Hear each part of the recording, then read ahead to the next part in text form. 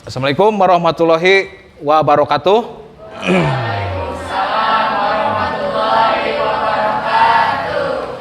Apa kabar semuanya?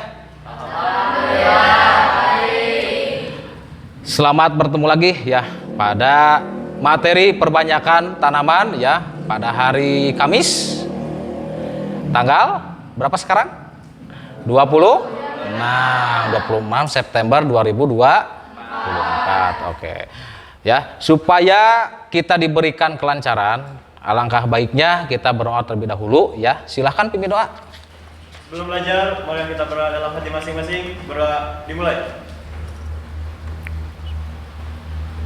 Doa selesai. Oke. Ya. Baik, sebelum melaksanakan ke pembelajaran, Bapak akan meng-cross-check dulu kehadirannya. Ya. Nah, kira-kira siapa yang nggak hadir hari ini? Siapa aja?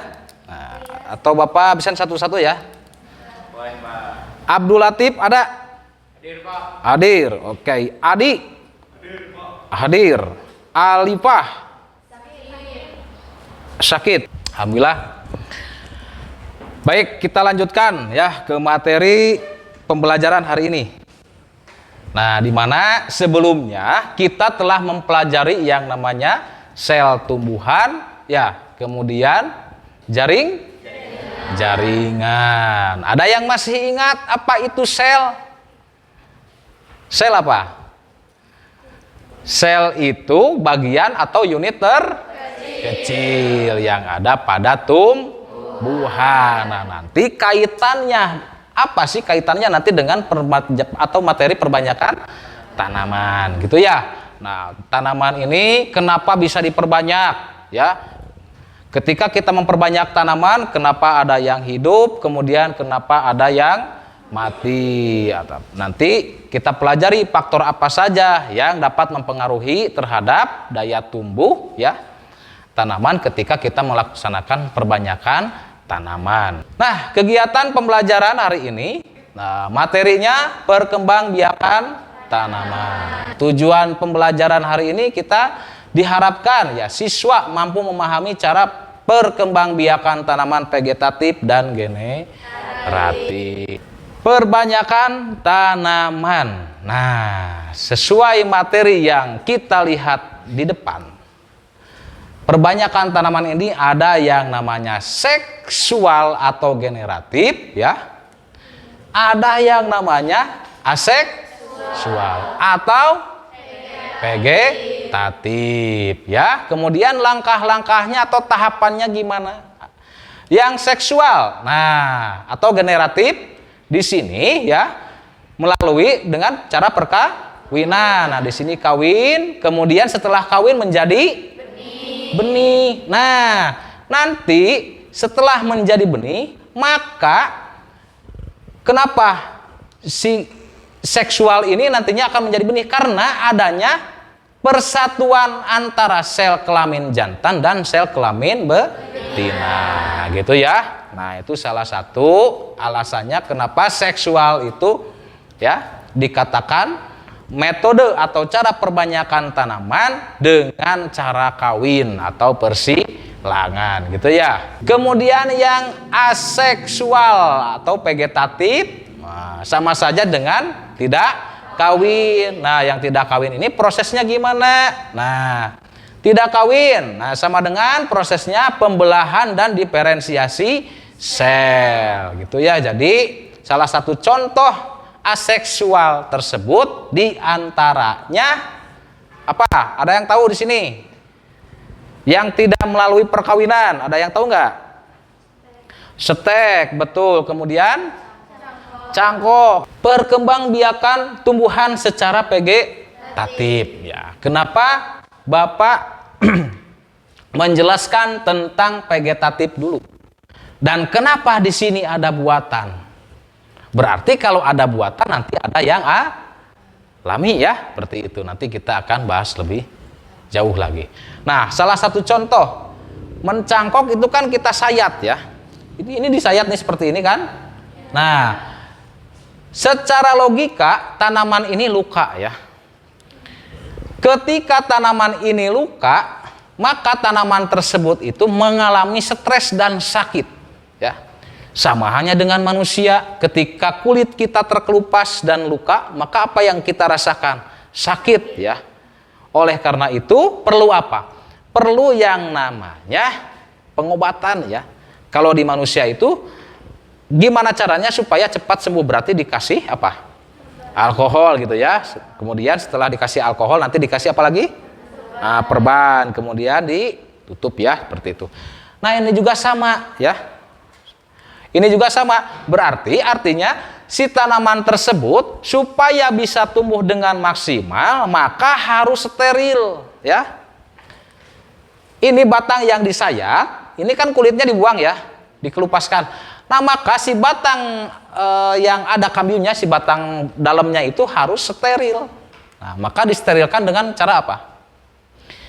Prosesnya kita harus menggunakan yang namanya sarung tangan, ya, karena bisa saja terkontaminasi. Kita habis pegang apa, kemudian melaksanakan pencangkokan dan akhirnya gagal dikarenakan apa? Terkontaminasi oleh bakteri ataupun virus gitu ya. Maka dari itu harus disterilisasi. Kemudian yang kedua, ketika kita melaksanakan perbanyakan tanaman, maka harus menggunakan campuran zat pengatur tumbuh. Zat pengatur tumbuh ini ada dua macam ya. Yang pertama zat pengatur tumbuh secara alami, kemudian zat pengatur tumbuh yang buatan. Kalau cangkok itu dioleskan pada batang yang disayatnya ya. Kemudian nanti dikasih tanah ya. Kemudian ditutup menggunakan sabut kelapa ataupun apa? Plastik ya. Kalau tanah itu media di dalamnya ya gitu. Nah, nanti setelah ditutup maka tunggu minimal waktunya berapa bulan? Ada yang tahu yang cangkok yang tadi udah pernah? 2 bulan. 2 bulan apa 3 bulan? Nah, tergantung tanamannya ya. Nah, sehingga ketika kita mau melaksanakan yang namanya perbanyakan tanaman dengan cara cangkok, kita harus atur waktu sedemikian rupa. Kapan musim tanam ya? Berarti kan musim tanam itu disesuaikan dengan musim penghujan seperti sekarang ini ya. Kemudian yang kedua, menempel atau okulasi. Ada yang udah pernah di sini okulasi? Belum? Kalau gambarnya seperti ini ya. Jadi dari mata tunas ini disayat ya si kulitnya. Kemudian ditempelkan ke pada tunas mata tunas tumbuhan yang lain gitu ya. Nah, di sini penjelasannya, okulasi atau menempel adalah menempelkan mata tunas dari dua tanaman yang sejenis tetapi berbeda sifat. Artinya gini, kalau kita mau mengokulasi tanaman durian berarti harus dengan durian lagi walaupun sifatnya berbeda. Justru okulasi ini tujuannya untuk merubah sifat dari tanaman itu sendiri. Salah satu contoh, satu ya, kita mempunyai tanaman durian yang bijinya tebal ya, besar gitu kan, kemudian dagingnya tipis ya. Nah, kemudian kita juga punya ya, atau tetangga kita mempunyai tanaman durian yang dagingnya tebal, si bijinya kecil. Nah, maka si entres, mata tunas dari yang bijinya kecil kemudian dagingnya tebal itu diambil, kita tempel ke tanaman durian kita yang mempunyai bijinya besar dan dagingnya tipis gitu ya. Maka nanti akan menghasilkan durian yang dagingnya tebal, bijinya juga kecil. Ini salah satu contoh gambar batang yang akan diokulasi. Nah, ini kan dilepas ya entresnya ya. Nah, nanti ini ditempelkan ya ke tanaman yang lain. Kemudian yang ketiga, menyambung atau mengenten. Nah, menyambung atau mengenten adalah menggabungkan batang bawah dan batang atas dua tanaman yang sejenis. Kalau menyambung itu batang atas dan batang bawah, artinya batang atas itu dipotong, ditempelkan ke batang bawah gitu ya.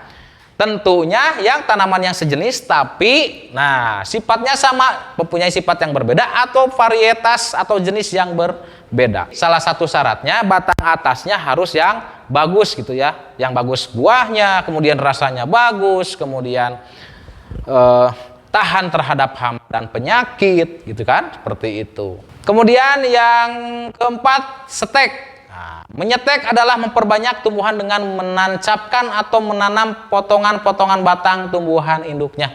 Ada yang pernah menyetek? Pernah. Tanaman apa yang biasa distek? Singkong. Nah, singkong. Kemudian yang kelima, ya, apa ini?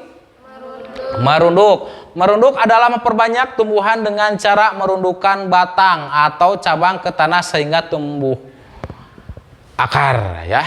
Contohnya seperti ini, ya.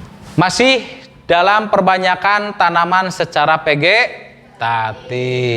Nah, stek regenerasi akar dan pucuk. Nah, maka akan timbul yang namanya tanaman baru. Apa sih keuntungan stek? Ini di sini, ya. Lebih ekonomis, lebih mudah atau praktis, tidak perlu keterampilan khusus. Stek tanaman merupakan salah satu teknologi pertanian yang bertujuan mencari varietas bibit unggul. Perkembangbiakan atau perbanyakan tanaman secara vegetatif merupakan cara perkembangbiakan tanaman dengan memanfaatkan bagian tanaman seperti batang, cabang, pucuk daun, umbi, dan akar. Ada beberapa faktor yang dapat mempengaruhi keberhasilan stek, ya. Yang pertama, faktor lingkungan dan status fisiologi tanaman. Ini perbanyakan tanaman dengan stolon. Ada yang tahu stolon? Stolon, tahu nggak? Stolon itu salah satu contohnya stroberi, ya. Kalau stroberi itu kan sebelum timbul akar di stolonnya ini, ya. Stolonnya seperti ini. Ini nggak boleh dipotong dari sininya. Kalau di sini udah tumbuh, ini baru bisa dipotong. Talas, ya, itu juga sama stolon. Salah satu keuntungan perbanyakan tanaman dengan cara cangkok, cepat panen. Kemudian sama sifat dengan induknya. Kalau menurut teori, ketika kita melaksanakan pencangkokan musim kemarau, otomatis si tanaman induknya pun akan kekurangan air dikarenakan musim kemarau.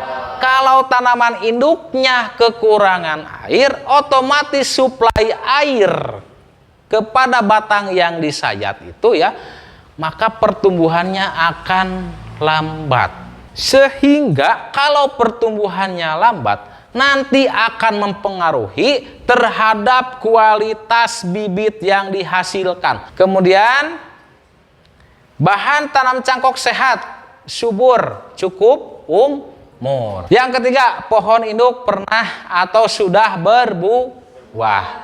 Ini, ya, cara mencangkok seperti ini. Ini apa? Yang pertama, pemilihan batang yang akan dicangkok. Kemudian yang kedua, penyayatan. Yang ketiga, tali sayat akan seperti ini. Kenapa harus disayat?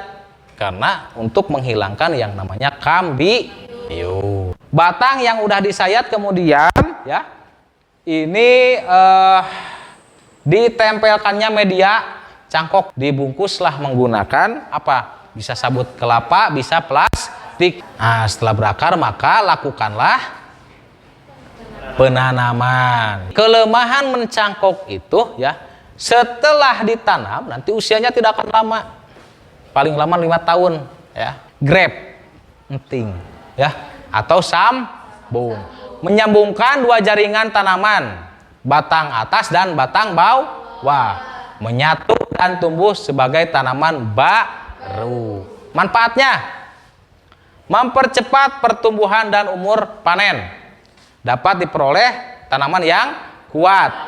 Kemudian perakaran kuat, toleran terhadap lingkungan yang tidak baik. Kemudian memperoleh bentuk pertumbuhan tanaman khusus. Bisa dibentuk sesuai keinginan kita. Jadi ketika kita melaksanakan perbanyakan tanaman harus pintar-pintar memilah dan memilih. Yang pertama, bahannya seperti apa. Kemudian yang kedua, caranya mau seperti apa. Kemudian yang ketiga, lingkungannya gimana, gitu ya. Nah, jangan sampai lingkungannya banyak hama dan penyakit, kita melaksanakan perbanyakan tanaman, maka akan terkontaminasi. Maka dari itu harus apa? Harus disterilisasikan dulu, minimalnya tempatnya dulu. Pak, kalau di alam terbuka bisa disterilisasi nggak? Nggak bisa. Ya, harus yang homogen. Homogen itu apa? Kalau di pembibitan harus memakai saung bibit. Ya, batang bawah understem. Ini yang pertama compatible. Kemudian yang kedua perakaran baik dan kuat. Kemudian yang ketiga batangnya kokoh. Kemudian laju tumbuh sesuai dengan batang atas. Ini persyaratan ketika kita mau mencari batang bawah, ya. Untuk apa? Untuk grafting atau nyambung. Jadi harus yang kuat. Naik. Batang atasnya tadi batang bawah, sekarang batang atas, ya. Berasal dari pohon induk dengan produktivitas tinggi, buah banyak, kualitasnya baik. Maka ketika semuanya bahannya baik, akan apa? Produktivitasnya tinggi. Nah, kemudian persyaratan yang kedua apa? Pertumbuhannya normal. Kemudian kompatibel dengan batang bawah. Contoh mangga, jeruk, dan durian. Alurnya seperti ini, ya. Potonglah bagian batang dari tumbuhan satu, gitu ya. Berarti batang bawahnya mungkin, ya, atau batang atas. Potonglah yang kedua, potonglah bagian batang dari tumbuhan 2. Kemudian yang ke poin C, sambungkan batang tumbuhan 1 dan tumbuhan 2. Yang poin D, ikatlah kedua batang tumbuhan tersebut. Setelah pengikatannya kuat, nanti tunggu beberapa bulan ke depan. Nah, nanti hasilnya akan seperti ini. Nah, ini batang bawah yang tadi, kemudian ini hasil dari batang atasnya. Tumbuh tunas baru. Next. Nah, perbanyakan dengan sambung pucuk. Jadi dibelah seperti ini. Yang batang atasnya diruncingkan, kemudian ditancapkan, gitu ya. Kalau sekarang perbanyakan tanaman dengan cara generatif. Nah, apa aja yang dihendaki ketika kita melaksanakan perbanyakan tanaman dengan cara generatif? Ini kemurnian tinggi, daya kecambahnya juga tinggi, kadar airnya rendah, kemudian sehat. Kalau di antara ini ada yang kurang, maka si benih tersebut belum layak untuk ditanam. Jadi jangan sampai ketika kita mempunyai benih, daya kecambahnya yang kurang dari 80%. Kemudian kadar airnya rendah. Nah, kalau kadar airnya tinggi gimana? Nah, nanti susah tumbuh.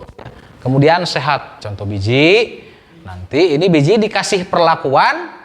Nah, setelah dikasih perlakuan nanti akan menjadi benih. Ada lagi yang namanya perbanyakan tanaman itu dengan cara kultur jaringan. Nah, kalau kultur jaringan itu apa? Nah, di sini, oke. Definisi kultur jaringan adalah membudidayakan jaringan tanaman menjadi tanaman baru. Sifatnya akan sama dengan induknya, berarti sama dengan perbanyakan tanaman dengan cara vegetatif, ya. Memelihara dan menumbuhkan apa ini? Organ tanaman, embrio, tunas, bunga, dan sebagainya. Atau jaringan tanaman. Nah, diantara sel, kalus, protoplas pada kondisi aseptik. Aseptik itu homogen, ya. Kalau di istilah kultur jaringan, homogen itu apa? Bisa dikendalikan, ya. Mau suhunya berapa, kelembabannya berapa, itu bisa dikendalikan, ya, gitu. Jadi tidak bisa asal-asalan, ya. Justru yang namanya kultur jaringan itu kita bisa direkayasa sedemikian rupa, baik dari ruangannya, pencahayaannya, gitu ya. Nah, bahkan ketika memerlukan pencahayaan yang lebih dari 12 jam, itu kita bisa atur. Contoh di tanaman krisan itu kan membutuhkan waktu sebanyak 14 jam. Ya, sementara kita kan hanya 12 jam, ya. Maka dari itu yang 2 jam lagi tambahnya dari mana? Menggunakan cahaya bohlam. Baik, sampai sini dulu ada yang ditanyakan, sehingga kita bisa merefleksi sebentar ya. Oke, sebutkan namanya siapa? Nama saya Sherly, saya akan bertanya fungsi akar dan macam-macam akar itu.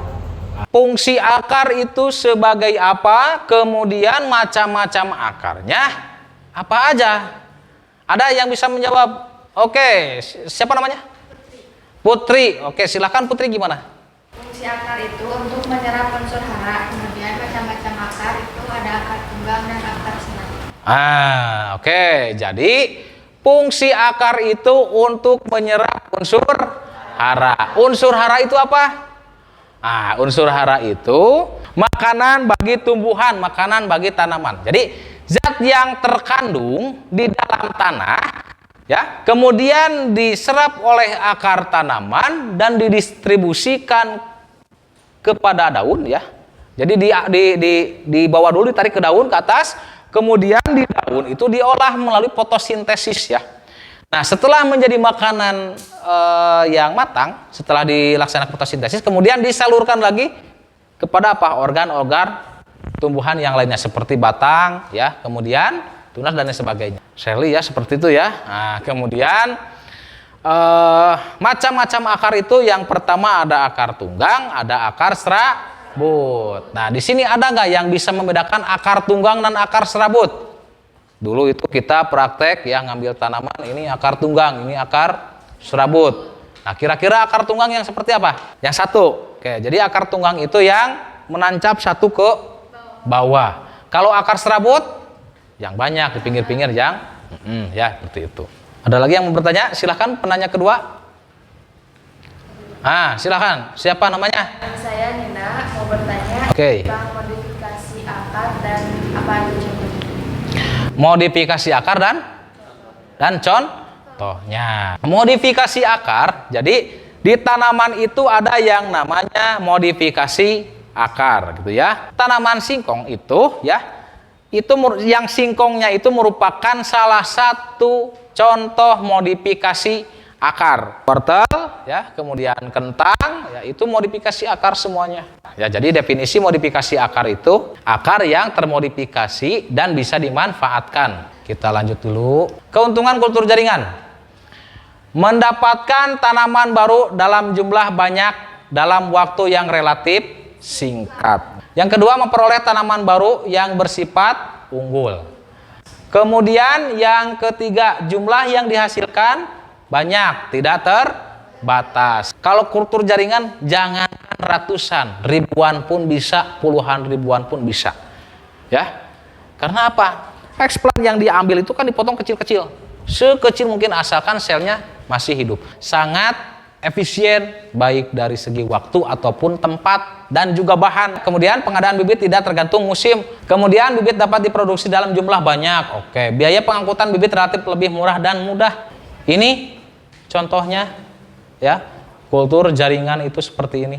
Ketika kita mau melaksanakan perbanyakan tanaman dengan cara kultur jaringan, itu harus betul-betul steril ya. Dari gelas ukurnya, kemudian dari spatulanya ya, kemudian itu disterilkan ya, menggunakan alkohol. Kemudian setelah menggunakan alkohol itu dipanaskan ya, menggunakan autoclave. Baik, kita ice breaking terlebih dahulu ya. Kalau saya bilang vegetatif, maka kalian harus jawab kuat dan sudah tua. Kalau saya bilang generatif, maka kalian harus bilang berbiji. Saya keliling vegetatif, generatif, vegetatif. Nah, nanti orangnya siapa ya? Yang saya pilih itu harus menjawab dengan benar. Vegetatif, generatif, vegetatif, generatif, vegetatif, generatif. Berbiji. Berbiji. Oke, vegetatif, generatif, vegetatif, generatif, vegetatif, generatif, vegetatif, generatif, vegetatif. Kuat dan sudah tua. Kuat dan sudah tua. Oke, tepuk tangan buat kalian semuanya. Ya.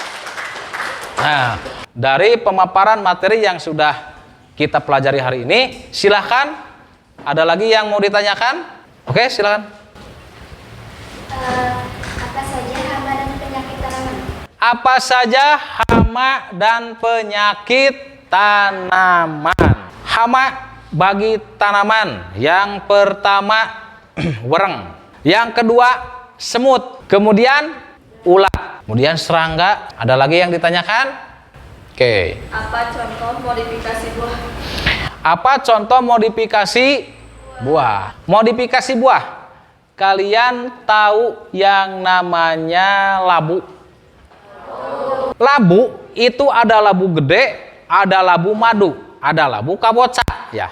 Modifikasi buah contohnya labu madu. Itu bentuknya kayak kendi ya. Ada lagi yang ditanyakan? Silakan. Berapa dosis pestisida untuk pengendalian hama? Oke, berapa dosis pestisida untuk pengendalian hama? Jadi dilihat dulu ya, dosis pestisida itu ya, dilihat dulu bahan aktifnya, kemudian tingkat serangannya. Nah, tapi idealnya ya, dosis pestisida itu 1 sampai 2 mili per liter air.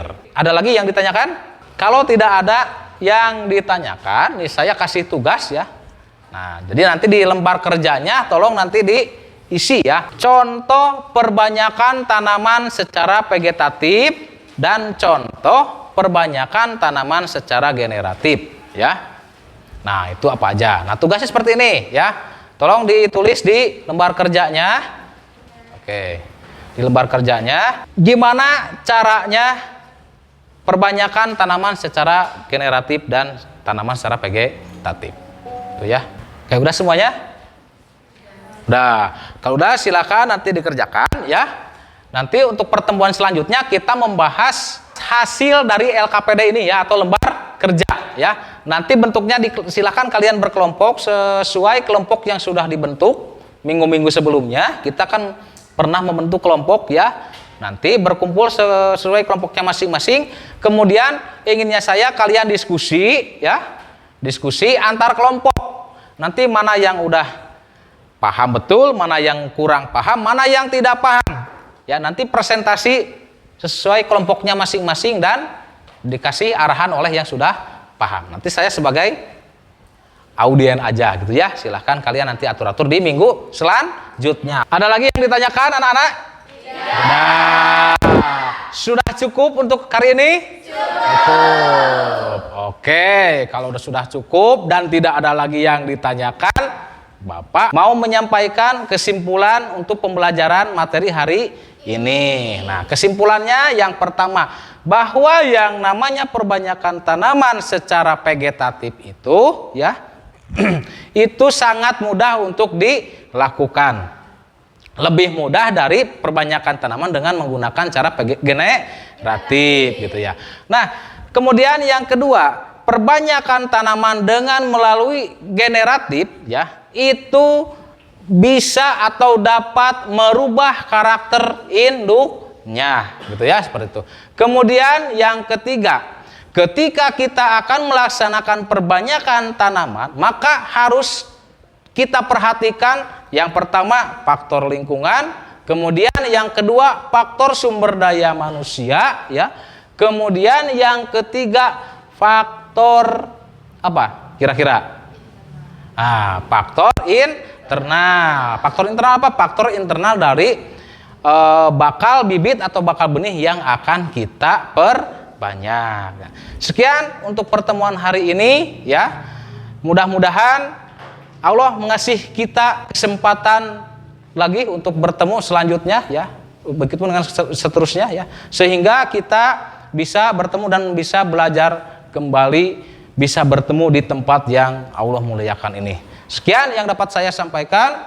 Akhir kalam. Wassalamualaikum warahmatullahi wabarakatuh. Waalaikumsalam.